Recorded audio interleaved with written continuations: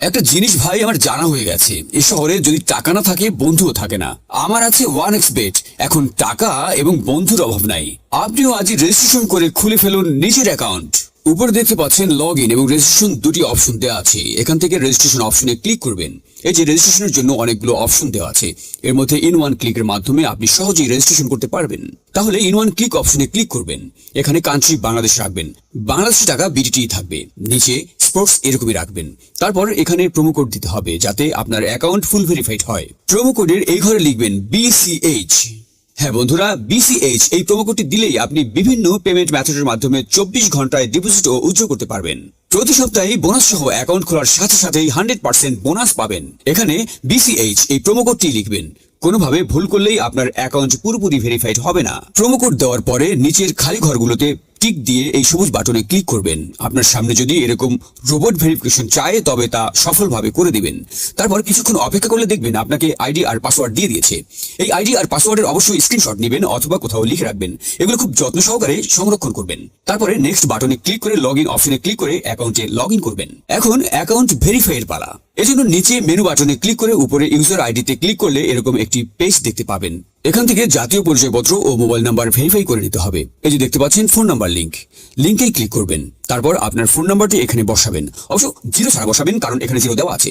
আপনি যদি আগে 1xBet অ্যাকাউন্ট একই ফোন নাম্বার দিয়ে খুলে থাকেন তাহলে একই ফোন নাম্বার দিয়ে অ্যাকাউন্ট খুলতে পারবেন না, তাতে নতুন একটা ফোন নাম্বার লাগবে। ফোন নাম্বার বসানোর পর নেক্সট অপশনে ক্লিক করে সেন্ড কোডে ক্লিক করবেন। দেখবেন আপনার ফোন নাম্বারে একটি কোড আসবে, ওই কোডটি এখানে বসিয়ে নিচে কনফার্ম অপশনে ক্লিক করে দিবেন। এই যে দেখতে পাচ্ছেন আমাদের ফোন নাম্বারটি অ্যাক্টিভ হয়ে গিয়েছে।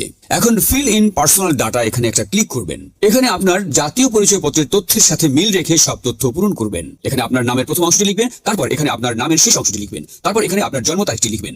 প্রথমে সাল, তারপর মাস ও তারিখ লিখবেন। প্লেস অফ বার্থ অর্থাৎ আপনি কোথায় জন্মগ্রহণ করেছেন তা লিখবেন। তারপর রিজন সিলেক্ট করে এখান থেকে বাংলাদেশ সিলেক্ট করবেন। তারপর সিটিতে ঢাকা, রেসিডেন্স অ্যাড্রেসে আপনার জেলাটি লিখে দিবেন। ডকুমেন্ট টাইপ সিলেক্ট করে এখান থেকে জাতীয় পরিচয়পত্র সিলেক্ট করবেন। এখানে সিরিজের ঘরে 1 লিখে দিবেন। ডকুমেন্ট নাম্বারের এখানে আপনার জাতীয় পরিচয়পত্র নাম্বারটি বসাবেন। আর আপনার যদি জাতীয় পরিচয়পত্র না থাকে তাহলে এখানে আপনার মোবাইল নাম্বারটি বসিয়ে দিবেন, কোনো সমস্যা হবে না। তারপর এখানে ডেট অফ ইস্যুর জায়গায় জাতীয় পরিচয়পত্রের উল্টো পাশে দেখবেন ডেট অফ ইস্যু ডেট দেওয়া আছে, ওইটা বসিয়ে দিবেন। তারপর এখানে ইস্যুড বাই এর জায়গায় বাংলাদেশ গভর্নমেন্ট লিখে দিবেন। তারপর সব ঠিক থাকলে নিচের এই কনফার্ম বাটনে ক্লিক করে দিবেন।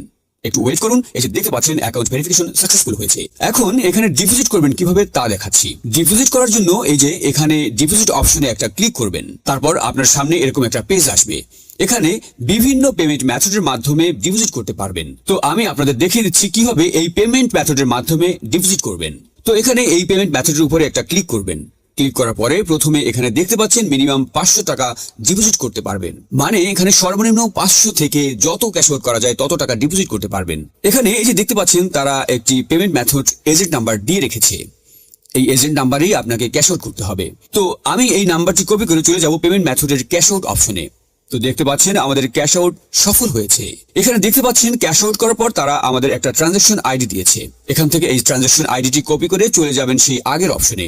যাওয়ার পর এই যে উপরে আপনি যত টাকা ক্যাশ আউট করেছিলেন তা লিখবেন। তো আমি যেহেতু 5000 টাকা করেছি তাই 5000 টাকা লিখলাম। তারপর আমরা যেই ট্রানজাকশন আইডি কপি করে এনেছি সেই ট্রানজাকশন আইডি এখানে বসাবো।